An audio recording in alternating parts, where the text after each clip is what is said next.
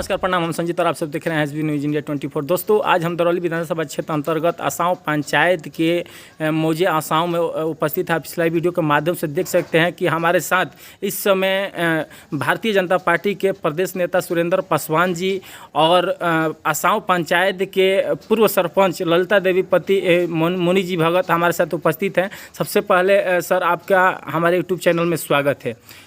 आपका भी स्वागत है और आपके चैनल का भी स्वागत है। सर, इस समय जो सिवान में एक माहौल बना हुआ है, सांसद में मनोज झा जी जो है कि एक कविता बोले हुए हैं और उस पर लेकर के ब्राह्मण और राजपूत के बीच एक बवाल खड़ा हो गया है, तो इस पर आप क्या कहना चाहेंगे सर?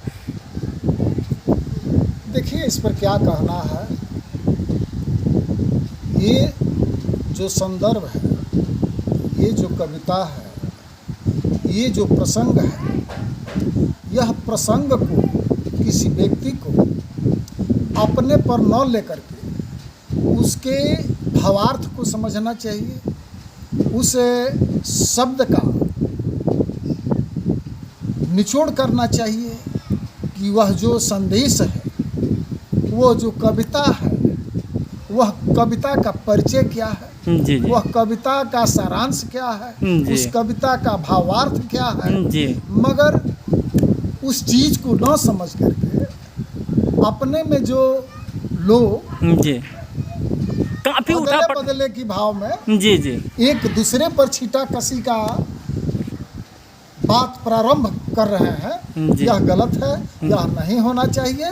यह हमारे समाज का मुख्य अंग है, मुख्य धारा है। ब्राह्मण भी मेरा है, राजपूत भी मेरा है। यह कविता थी और कविता के लिए कोई बहुत बड़ा दुश्मन नहीं बन जाता है। इसलिए यदि कविता है, चूँकि यह मनोज झा का बनाया हुआ कविता तो है नहीं जी, यह कविता ओम प्रकाश वाल्मीकि जी का लिखा हुआ है। और ओम प्रकाश वाल्मीकि जी जो लिखते हैं कि चूल्हा मिट्टी का, जी मिट्टी तालाब का, जी तालाब ठाकुर का, जी, तो इस संदर्भ में नहीं जाना चाहिए। चूँकि देश आज़ाद हो गया है, यहाँ पर कोई वह व्यवस्था पुरानी नहीं रही है जो पहले हुआ करती थी। आज सामाजिक समरसता के साथ, सामाजिक ढांचे के अनुकूल हर वर्ग के लोग मिल्लत के साथ जी रहे हैं। सबसे सब में प्रेम है, सब लोग एक दूसरे को साथ लेकर के चल रहा है। तो इसमें से यह प्रश्न खड़ा करने की ज़रूरत नहीं है। मैं ब्राह्मण समाज से भी आग्रह करूंगा और मैं क्षत्रिय समाज से भी आग्रह करूंगा कि यह कोई विवाद का मुद्दा नहीं है, यह अपने पर नहीं लेना चाहिए। और किसी जो बड़े कवि का बात है, जैसे दिनकर का है, तुलसी जी का है जी, तो वैसे महारथियों का जो यह कविता है, उसको हम लोग कैसे काट सकते हैं? जी। तो इस पर एक सवाल उठ रहा है कि आनंद जी जो कि बात बोले हुए हैं कि अगर हम वो सांसद सदन में अगर हम होते तो मनोज झा जी का मतलब कुछ ऐसा गलत शब्द का उपयोग किए हुए हैं। उनके बेटा जो है कि चेतन आनंद जी जो हैं वो भी जो है कि गलत शब्दों का उपयोग किए हुए हैं। ऐसा हम नहीं कर रहे हैं, ऐसा विपक्षी का कहना है, यानी ब्राह्मणों का कहना है। और ब्राह्मण जो कि बोल रहे हैं तो कुछ इधर से लोग बोल रहे हैं, कुछ उधर से लोग बोल रहे हैं। कोई बोल रहा है कि सर कलम हो जाएगा, इधर से भी कुछ अनर्गल बातें बोला जा रहा है, उधर से भी बोला जा रहा है। तो कहीं ना कहीं आप मतलब इस शब्दों को आप किस नज़र से देख रहे हैं और क्या कहना चाहेंगे? समाज के अंदर क्या अपनी बातों को किस तरह से रखना चाहेंगे सर? देखिए, मैं तो यही कहूँगा कि यदि यह ओम प्रकाश वाल्मीकि की रचना है, कवितावली है, तो इस कवितावली को काटना है तो आनंद मोहन जी को कबीर बनना होगा।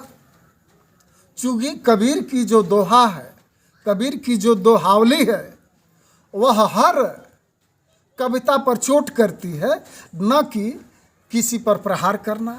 यह शोभा नहीं देता है और ऐसा सोचना भी नहीं चाहिए, ऐसा करना भी नहीं चाहिए। राजपूत और ब्राह्मण दोनों एक हैं। जितना क्षत्रिय ब्राह्मण को सम्मान देता है, उतना ही ब्राह्मण क्षत्रिय को सम्मान देता है और दोनों का एक अन्योन्याश्रय संबंध है। और इस संबंध को बनाए रखने का हम दोनों तरफ से चाहेंगे कि यह भंग न हो और जिसका जो कर्तव्य होता है, क्षत्रिय का कर्तव्य ब्राह्मण को सम्मान देना होता है, उसी तरह से ब्राह्मण का कर्तव्य क्षत्रिय को सम्मान देना होता है, आशीर्वाद देना होता है।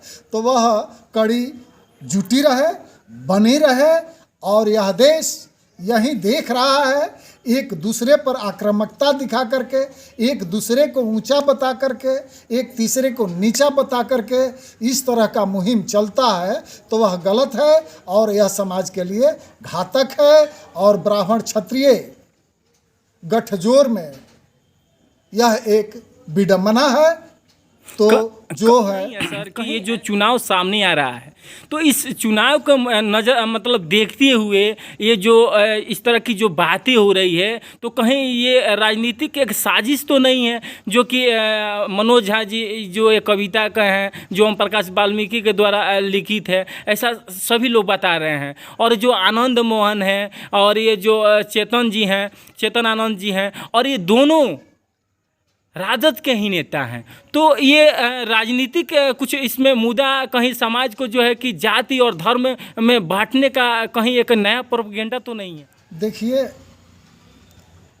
ये सांसद महोदय जी का इस कवितावली पढ़ने का उद्देश्य क्या रहा है, उनकी विचारधारा क्या रही है, उन्होंने किस संदर्भ में इसको पटल पर रखा है और किस संदर्भ में आनंद मोहन जी उनके बच्चे इसको ले रहे हैं। अब इसको राजनीति समझिए या गठजोड़ खत्म करने का तरीका समझिए, अब वहीं दोनों लोग बता सकते हैं।